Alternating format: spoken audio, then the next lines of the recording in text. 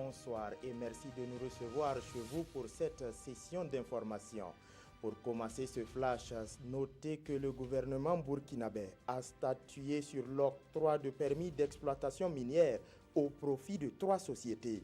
Le Conseil des ministres de ce jour a également adopté la mise sur pied d'un schéma directeur statistique 2016-2020 qui va coûter 73 milliards de francs CFA.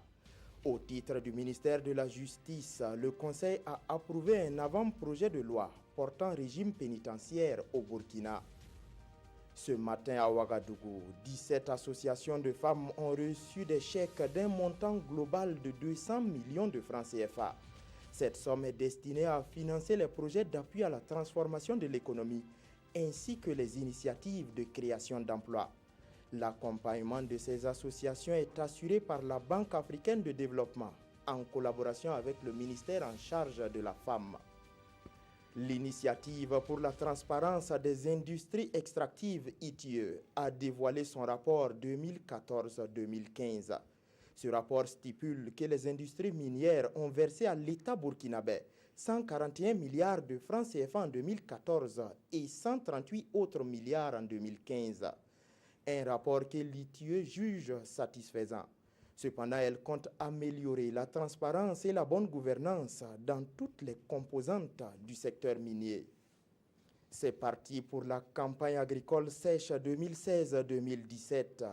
Le ministre en charge de l'agriculture a procédé à son lancement ce 20 décembre à Toissin, dans la région du Nord.